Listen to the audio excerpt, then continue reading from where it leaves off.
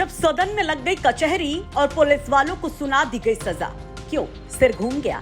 कह रहे होंगे कि क्या होली के पहले ही मजाक किए जा रहे हैं। तो नहीं साहब, बिल्कुल नहीं। देखिए विधानसभा की इस अदालत को, कैसे पुलिस अधिकारी हाथ बांधे खड़े हैं, एकदम मुजरिम की मानिंद, और बाकायदा कटघरा भी बनाया गया है। तो यह है विधायकों की अदालत, जहां जज की भूमिका में है विधानसभा अध्यक्ष सतीश महाना। और तो और इनको सजा भी सुना दी गई है। दरअसल आज सजा सुनाने की ही तारीख थी।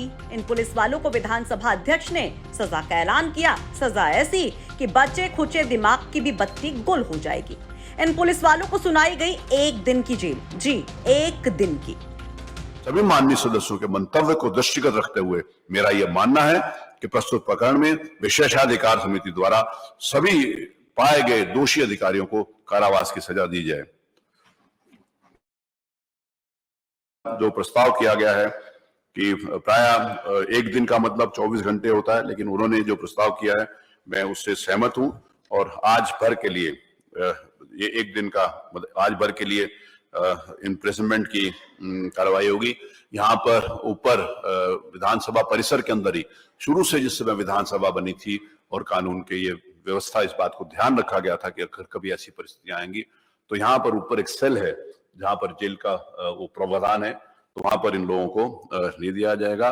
क्योंकि सारे जो यहाँ पर उपस्थित हैं इन्होंने माफी मांगी है और इनको उदारता पूर्वक अपनाते हुए, नहीं तो पुरानी जो समिति थी उन्होंने इनके निलंबन का भी प्रस्ताव किया था, इनका वो और बहुत गंभीर दंडों का प्रस्ताव किया था। लेकिन माननीय संसदीय कार्य मंत्री और इस सदन का मंतव्य है क्योंकि इनके आचरण, इनका व्यवहार और उन्हें क्षमा चाहिए, इसीलिए इनको 1 दिन का दंड दिया जाता है।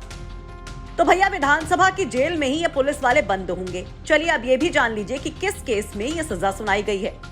मामला साल 2004 में प्रदर्शन कर रहे बीजेपी के नेताओं पर लाठीचार्ज का है, जिसमें तत्कालीन विधायक सलिल विश्नोई का पैर फ्रैक्चर हो गया था।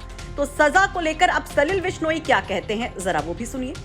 अखिलेश यादव कह रहे हैं परंपरा ठीक नहीं, इस तरीके से कार्रवाई। देखिए अखिलेश जी तो हमेशा अपराधियों को, दोषियों को संरक्षण देते रहे हैं। उनकी सरकार की, पार्टी की परंपरा रही, इसीलिए तो 19 साल तक इसकी सुनवाई नहीं हो गई।